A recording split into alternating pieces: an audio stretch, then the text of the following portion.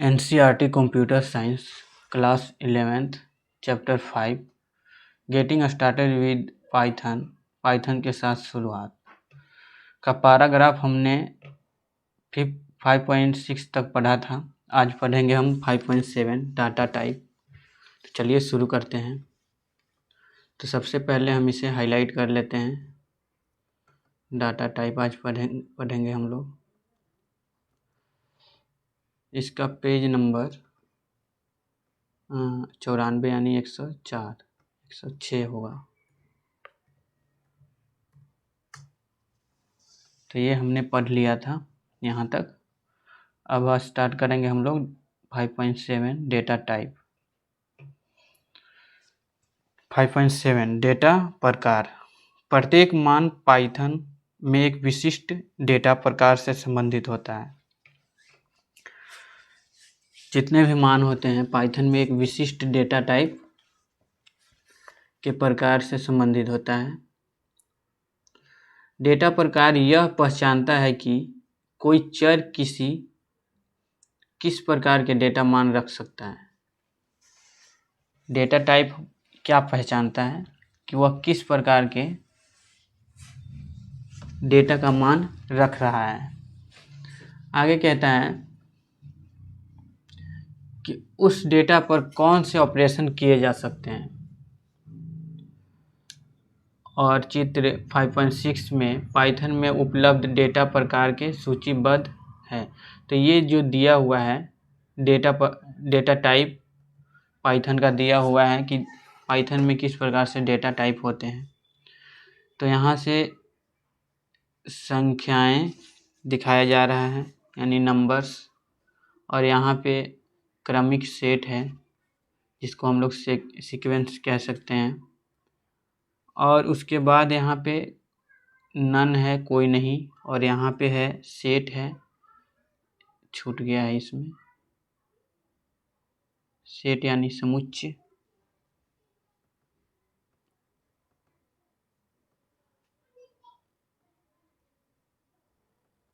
यहाँ पे एस है, सेट है, और यहाँ पे मैपिंग दिया हुआ है, और यहाँ से मैपिंग से यहाँ डिक्शनरी है।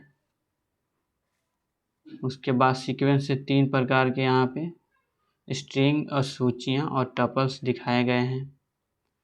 और यहाँ नंबर से पूर्णांक नंबर और फ्लोटिंग नंबर और जटिल नंबर 3 प्रकार के हैं। उसके बाद पूर्णांक से यहाँ पे बुलियन है। तो ये एक तरह से डेटा टाइप है पाइथन में। पूरी तरह से इसको हम लोग डेटा टाइप समझते हैं इसको। तो सबसे पहले हम लोग नंबर को देखेंगे यानी संख्याएं।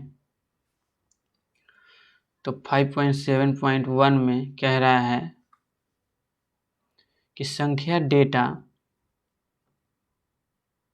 इसको पहले ले लेते हैं, कह रहा है कि संख्या डेटा प्रकार केवल संख्यात्मक मान संग्रहित करता है।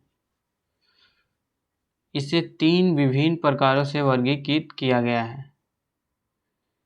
तो संख्या का भी 3 टाइप है, इंटीजर, फ्लोटिंग पॉइंट और कॉम्प्लेक्स।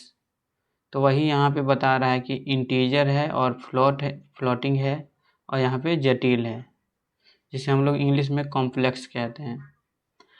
5.2 संख्यात्मक डेटा प्रकार। यहाँ पे दिखाया गया है कि इंटीजर, इसका उदाहरण इस प्रकार से यहाँ पे दिखाया गया है कि इस तरह से ये इंट में रहते हैं, इंटीजर में रहते हैं। और वास्तविक या फ्लोटिंग पॉइंट इस प्रकार से ये रहते हैं, यानी -2.04, 4.0, 14.23। तो इस प्रकार से ये फ्लोटिंग में रहते हैं। और कॉम्प्लेक्स जो है, जटिल संख्या, कॉम्प्लेक्स नंबर, ये इस तरह से होते हैं 3 + 4j, 2 - 2j। तो ये 3 प्रकार से ये संख्या यानी नंबर डेटा टाइप के होते हैं। आगे इसमें कह रहा है कि बुलियन डेटा प्रकार पूर्णांक का एक उप प्रकार है। जैसे जो बुलियन डेटा प्रकार है एक, जो हमने फिगर में देखा था, वह इंटीजर का ही एक तरह से प्रकार है। यानी पूर्णांक का ही एक प्रकार है। आगे क्या कह रहा है कि यह एक विशिष्ट डेटा प्रकार है जिसमें दो स्थिरांक होते हैं, एक ट्रू और एक फॉल्स।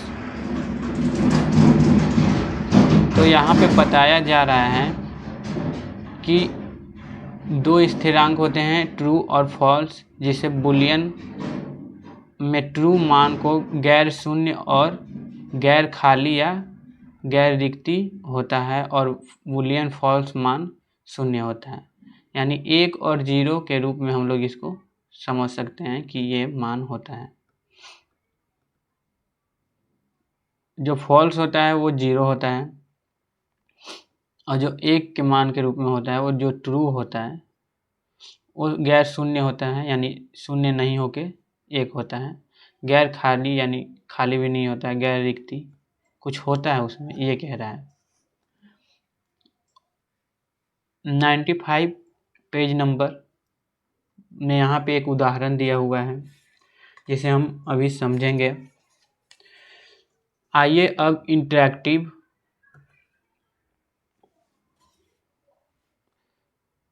मोड में कुछ स्टेटमेंट की निष्पादित करने का प्रयास करें ताकि बिल्ड इन फंक्शन यानी टाइप का उपयोग करके वेरिएबल के डेटा प्रकार का निर्धारण किया जा सके।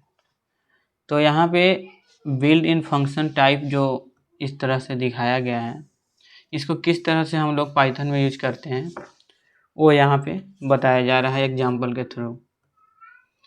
यहाँ पे नंबर ले लिया 1, जिसमें 10 नंबर ले लिया, फिर यहाँ नंबर 1 करके इसका नेम दे दिया, यहाँ पे जो नेम दिया हुआ था तो टाइप के अंदर इसका नेम दिया हुआ है। उसके बाद क्लास इंट ले लिया, उसके बाद नंबर 2 लिया -12 से 10, फिर इसको नंबर 2 से टाइप कर दिया। उसके बाद क्लास इसमें भी इंट ले लिया। अब आगे क्या कहता है कि वेरिएबल 1 जो है वो ट्रू है, और तो यहाँ पे ट्रू जो है उसके बाद फिर टाइप इसका एक और ले लिया वेरिएबल का भी, और क्लास बुल कर दिया, और उसके बाद फ्लोट 1 लिया फ्लोटिंग, और फिर टाइप को भी यहाँ पे फ्लोट 1 कर दिया।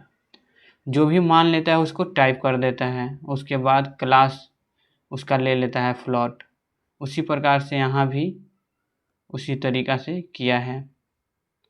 उसके बाद फिर वेरिएबल 2 लिया, उसको भी इसी तरीक़ा से यहाँ पे किया, और वहाँ पे प्रिंट वेरिएबल 2 और टाइप वेरिएबल 2 प्रिंट किया। उसके बाद यहाँ पे कॉम्प्लेक्स दिखा दिया।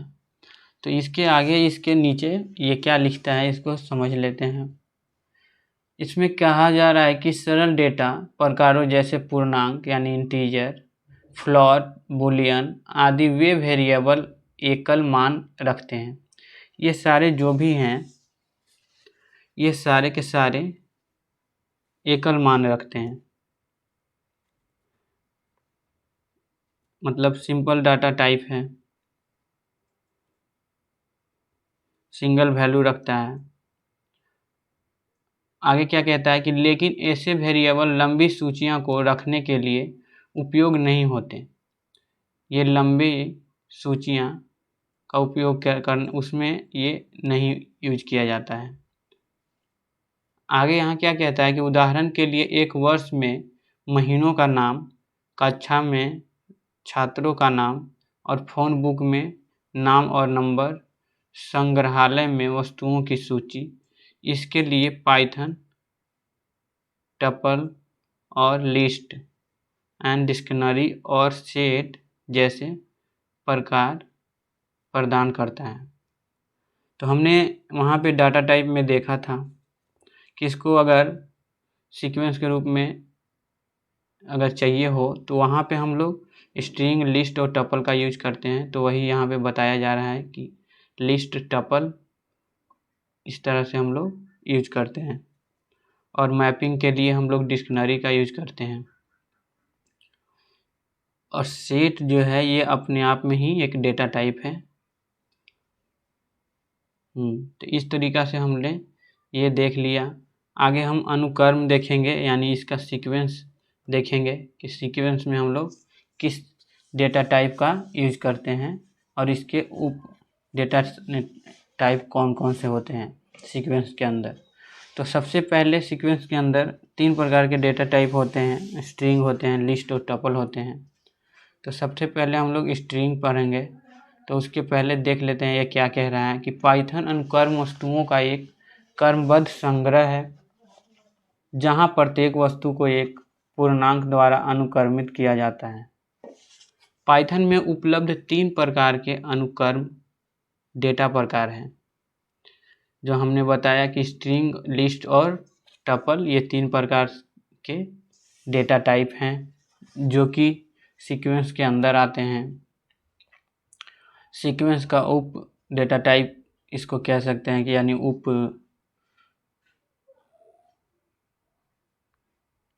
उप डेटा प्रकार हैं। हम बाद के अध्यायों में इन सभी के बारे में विस्तार से जानेंगे। इन डेटा प्रकारों का संक्षिप्त परिचय इस प्रकार से है। तो हम लोग एक एक करके जो सीक्वेंस के डेटा टाइप हैं उसको जानने का प्रयास करेंगे। तो चलिए पहला स्ट्रिंग को समझ लेते हैं।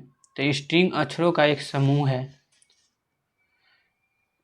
यह अक्षर वर्णमाला, अंक या विशेष वर्ण हो सकते हैं जिसमें रिक्त स्थान भी शामिल हैं। स्ट्रिंग मान तो एकल उदाहरण चिन्हों में बंद होते हैं। तो इसको हम एक बार और रिपीट करते हैं समझने के लिए कि स्ट्रिंग अक्षरों का एक समूह है। यह अक्षर वर्णमाला, अंक या विशेष वर्ण हो सकते हैं जिनमें रिक्त स्थान भी शामिल हैं। स्ट्रिंग मान या तो एकल उदाहरण चिन्हों में बंद होते हैं। तो इस तरह से यहाँ पे बताया गया है। इसके एग्जाम्पल हैं यहाँ पे स्ट्रिंग का, जैसे हेलो या दोहरे उदाहरण चिन्हों में हेलो। तो इस तरह से उदाहरण चिन्ह स्ट्रिंग के हिस्सा नहीं होते हैं। वे इंटरप्रेटर के लिए स्ट्रिंग की शुरुआत और अंत को चिन्हित करने के लिए उपयोग किए जाते हैं। उदाहरण के लिए स्ट्रिंग 1 नमस्ते मित्र और स्ट्रिंग 2 यहाँ पे डबल कॉमा दिया हुआ है। तो यहाँ पे कहता है कि हम स्ट्रिंग पर संख्यात्मक संचालन नहीं कर सकते हैं, भले ही स्ट्रिंग में संख्यात्मक मान हो, जैसे कि स्ट्रिंग 2 में है। तो स्ट्रिंग 2 में जो है मान दिया हुआ है संख्या का, तो वही कह रहा है कि हम नहीं कर सकते हैं, स्ट्रिंग में किसी भी संख्या संचालन नहीं कर सकते हैं। वही आगे हम लोग को अब सूची देखना है, यानी लिस्ट देखना है। तो लिस्ट में क्या कह रहा है, यहाँ पे कहता है कि सूची वस्तुओं का एक क्रम होता है। यानी लिस्ट एक तरह से वस्तुओं का एक क्रम है जो अल्प विराम से अलग किए गए होते हैं और वस्तुएं वर्ग कोष्ठ को, यानी बड़ी कोष्ठ ये है, में बंद होती है। उदाहरण के लिए 5.4 हम देख सकते हैं। तो यहाँ पे 5.4 में दिखाया गया है एग्जाम्पल में कि सूची बनाने के लिए ये कमेंट का हम लोग यूज किए इसको, और उसके बाद लिस्ट 53.4 नई दिल्ली, और ये एक तरह से उसका लिस्ट बना दिए। उसके बाद हमने प्रिंट किया लिस्ट को, सूची लिस्ट के तत्वों को प्रिंट करें। उसके बाद यहाँ पे हम लोग का प्रिंट हुआ 534 न्यू दिल्ली 20C45। एक तरह से ये एड्रेस है। तो इस तरह से हम लोग सूची यानी लिस्ट का यूज करते हैं। टपल को समझ लेते हैं। टपल वस्तुओं का यह भी एक तरह से क्रम होता है जो अल्प विराम से अलग किए गए होते हैं। ये भी अलग किए हुए होते हैं और वस्तुएं कोष्ठ यानी इस प्रकार के कोष्ठ में बंद होते हैं ये। और यह सूची से अलग है जहां मान वर्ग कोष्ठों में बंद होते हैं। एक बार बनाने के बाद हम टपल को बदल नहीं सकते हैं। तो ये बोल रहा है कि एक बार जब हम बना देते हैं टपल को तो उसे हम बदल नहीं सकते हैं। यहाँ पे उदाहरण में दिया हुआ है 5.5 टपल बनाएं। तो ये एक तरह से कमेंट ले लिया, कमेंट्स का यूज किया है हैज लगाकर।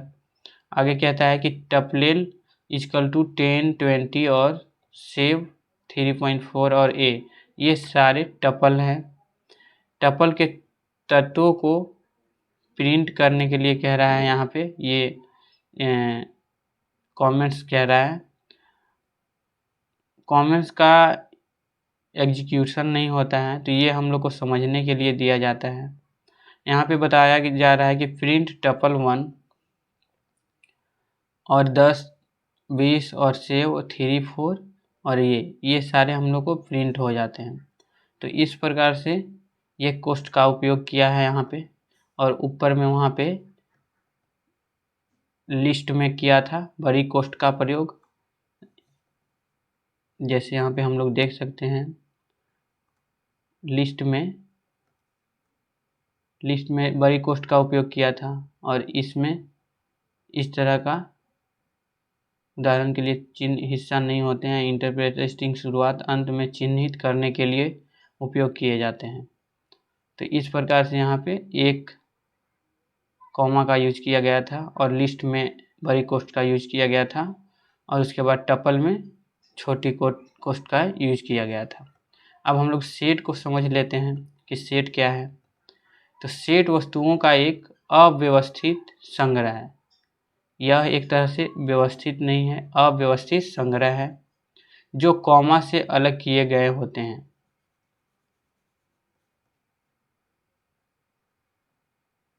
यहाँ पे बोल रहा है कि यह कॉमा से अलग किए गए होते हैं, और वस्तुएं घुमावदार कोष्ठ यानी इस प्रकार से बंद होते हैं। ये मंझली कोष्ठ के द्वारा बंद होते हैं। एक सेट सूची के समान होता है। इसमें जो सेट होता है वह सूची के समान होता है। और क्या कह रहा है,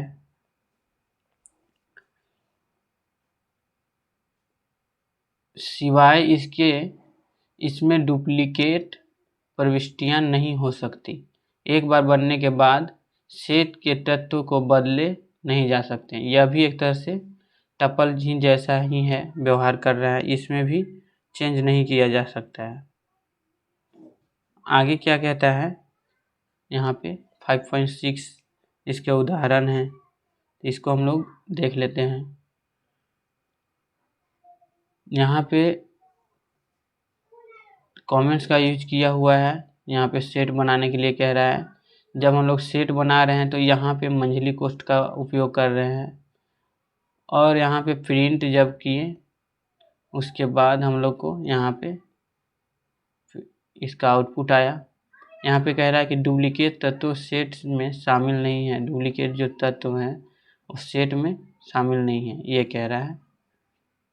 आगे क्या कहता है कि अगर हम सेट 2 लेते हैं इस तरीक़ा से और प्रिंट सेट 2 करते हैं तो यहाँ पे 1, 2, 3 आएगा।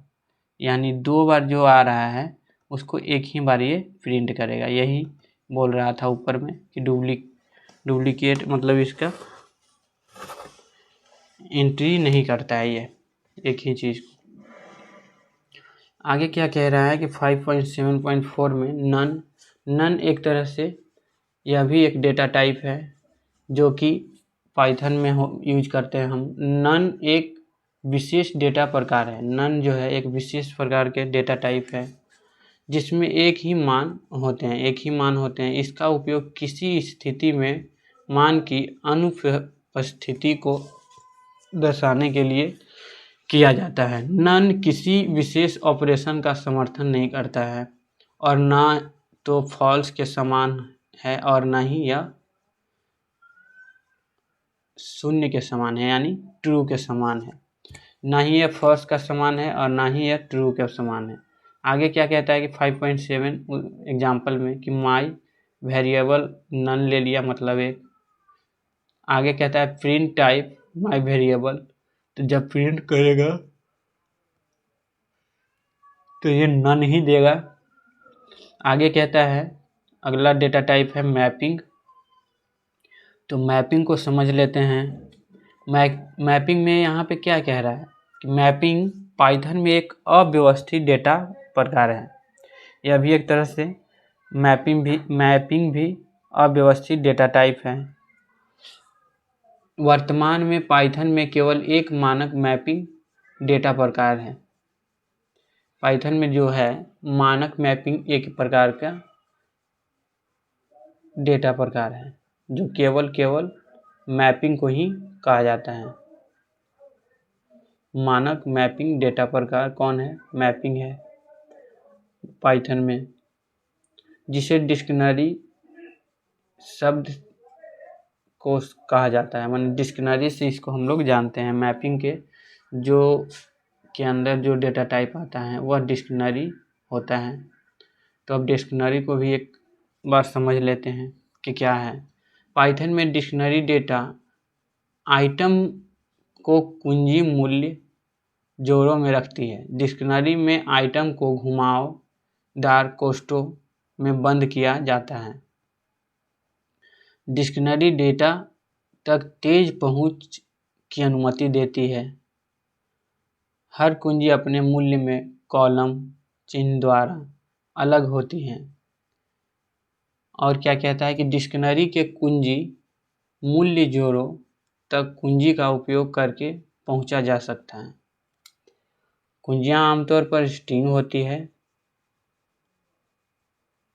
और उनके मूल्य किसी भी डेटा प्रकार के हो सकते हैं।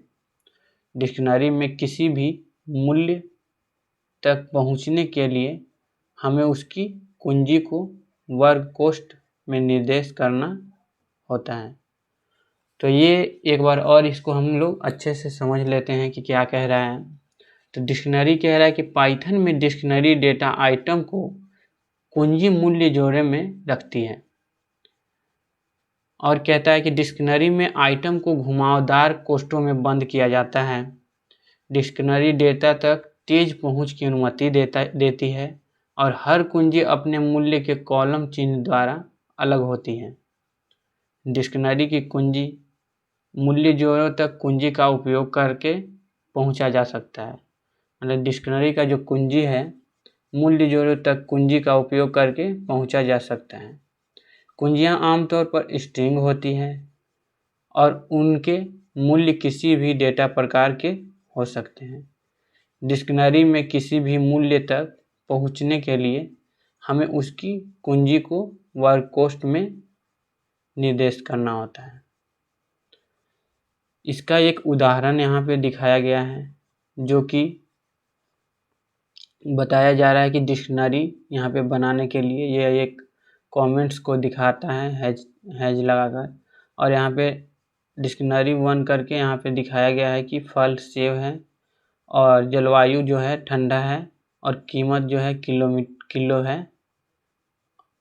और यहाँ पे फल सेब जलवायु और ठंडा और कीमत जो है किलो में है। ये यहाँ पे प्रिंट करके दिखा दिया। ये सारे के सारे यहाँ से लेकर यहाँ तक प्रिंट किया। उसके बाद यहाँ पे कहता है 5.7.6 में कि परिवर्तनीय और अपरिवर्तनीय डेटा प्रकार। तो ये दो प्रकार के डेटा प्रकार हैं यहाँ पे, जो कह रहा है कि म्यूटेबल और इम्यूटेबल डेटा प्रकार हैं। तो हम इसको समझ लेते हैं कि क्या कहता है। कभी कभी हम प्रोग्राम में उपयोग किए गए कुछ चर के मानों को बदलने या अपडेट करने की आवश्यकता हो सकती है। हालांकि कुछ डेटा प्रकारों के लिए पाइथन हमें अनुमति नहीं देता है।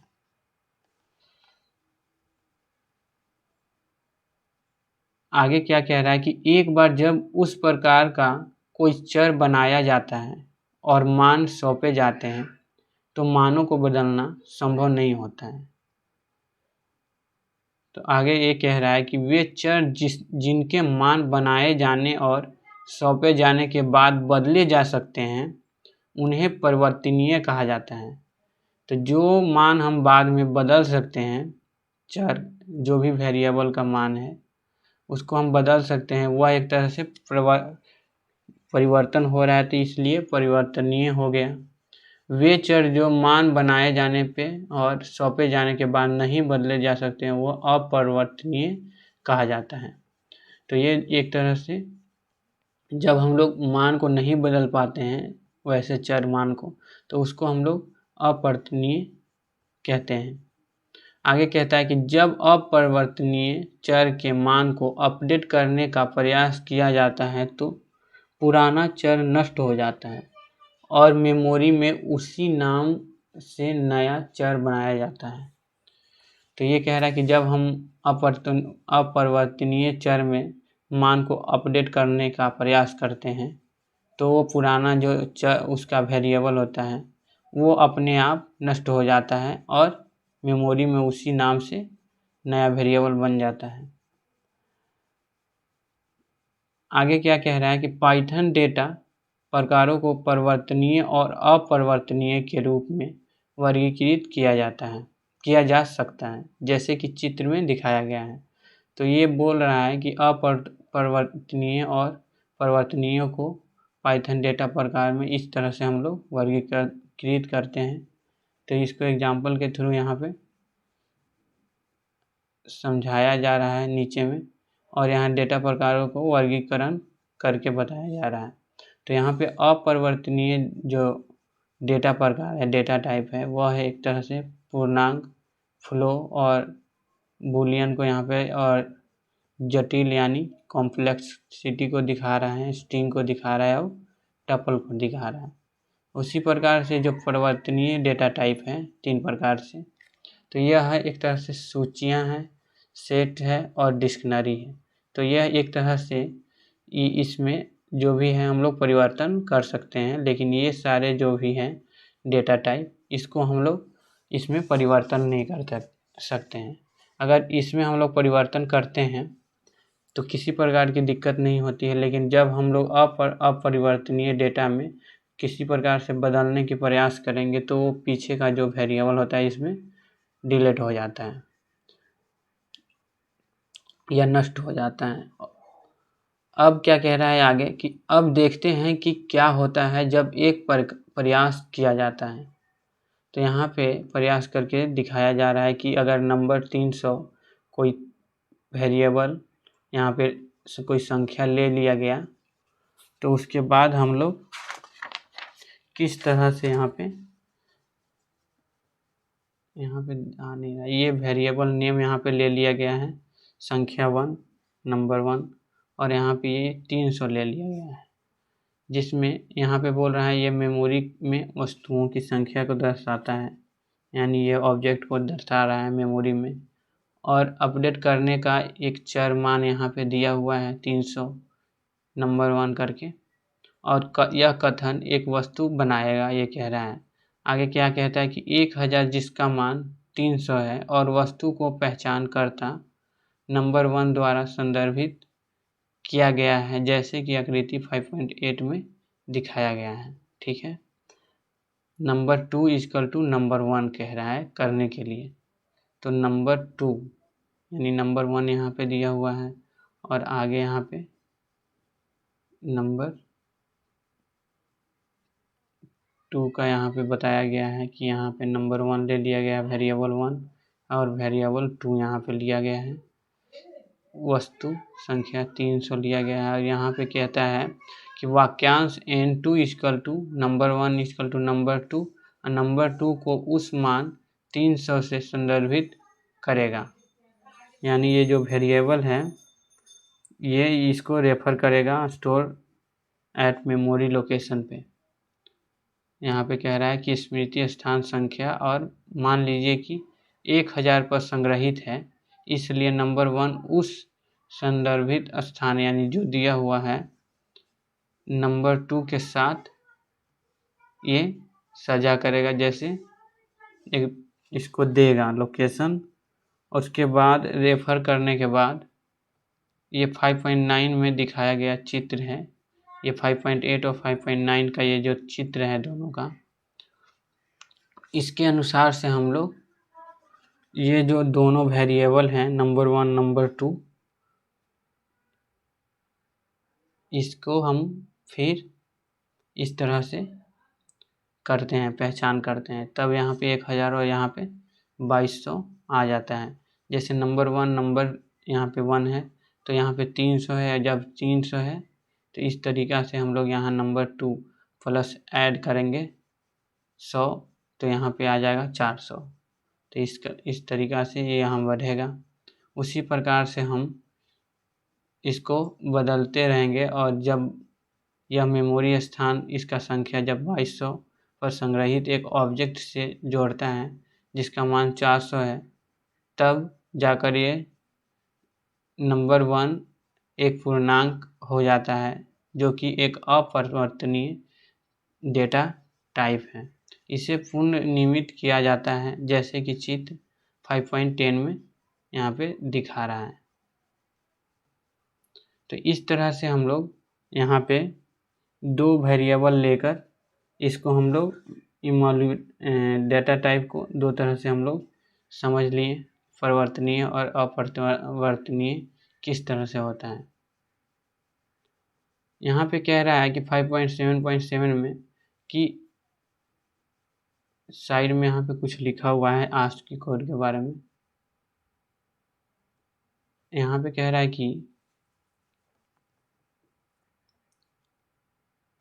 इसको हटा देते हैं पहले। यहाँ पे कह रहा है कि पाइथन स्ट्रिंग की तुलना वर्गानुसार की जाती है जिसमें अक्षरों की आस्की मान का उपयोग किया जाता है। ठीक है, यदि दोनों स्ट्रिंग का पहला अक्षर समान होता है तो दूसरे अक्षर की तुलना की जाती है। इसी प्रकार से हम लोग आगे बढ़ते हैं। तो ये एक तरह से वो वर्ण को क्रमानुसार किस तरह से सजाते हैं उसके लिए ये बताया गया है। जब यहाँ पे आगे कहता है कि पाइथन डेटा प्रकारों के उपयोग का निर्णय किस तरह से हम लोग करते हैं, तो यहाँ पे डिसाइड करने के लिए कह रहा है कि पाइथन डेटा टाइप को हम लोग यूज किस प्रकार से डिसाइड करते हैं। यहाँ पे कह रहा है कि जब हमें डेटा का एक सरल पुनरावृत्त संग्रह चाहिए जो बार बार संशोधित हो सकता है तो सूचियों यानी लिस्ट का उपयोग करना पसंद किया जाता है। उदाहरण के लिए यदि हम किसी कक्षा के छात्रों के नाम या एक सूची में संग्रहित करते हैं, जब हम किसी कक्षा के छात्रों के नाम को एक सूची में संग्रहित करते हैं तो जब कुछ नए नाम जोड़ते हैं या कुछ पाठ्यक्रम छोड़ते हैं, मतलब कुछ लोग बच्चा क्लास छोड़ देता है तो सूची और अपडेट करना आसान होता है। यहाँ पे कह रहा है कि टपल्स का उपयोग तब किया जाता है जब हमें डेटा में कोई परिवर्तन नहीं करना होता है। तो ये इम्पोर्टेंट है कि टपल का उपयोग हम लोग कब करते हैं। तो हम लोग अगर डेटा में हम लोग किसी प्रकार से परिवर्तन नहीं करना हो तो हम लोग टपल का यूज करेंगे, और कुछ परिवर्तन करना हो तो उस तरह से हम लोग सूची का यूज करेंगे। उदाहरण के लिए वर्षा के महीनों के नाम, तो ये परिवर्तन कभी नहीं हो सकता है, तो इसलिए हम लोग यहाँ पे टपल का यूज करेंगे। जब हमें तत्वों की विशिष्टता और पुनरावृत्ति से बचना होता है तो सेट यानी का उपयोग करना बेहतर होता है। जब हम किसी प्रकार के मतलब एक ही नाम को मतलब रिपीट हर बार आता है तो उसमें से हमको एक ही बार लिखना होता है जब उसको, तो उसमें हम सेट का उपयोग करते हैं। जैसे यहाँ पे 1 1 2 यहाँ पे दे दिया गया है अंक और यहाँ पे 0 है। इसी को हम लोग जब प्रिंट करेंगे तो हमको केवल 1 और 0 मान लाने के लिए हम लोग सेट का ही यूज करेंगे। तो ये यही कह रहा है यहाँ पे। जैसे कि संग्रहालय में वस्तुओं की सूची, तो ये है यदि हमारे डेटा लगातार संशोधित हो रहा है या हमें कस्टम कुंजी के आधार पर तेज खोज की आवश्यकता है या हमें कुंजी मान जोड़ी के बीच तार्किक संबंध चाहिए तो डिक्शनरी का उपयोग करने का सलाह दी जाती है। जैसे कि यहाँ एग्जाम्पल के थ्रू बताया गया है कि मोबाइल फ़ोन बुक डिक्शनरी का एक अच्छा उदाहरण है।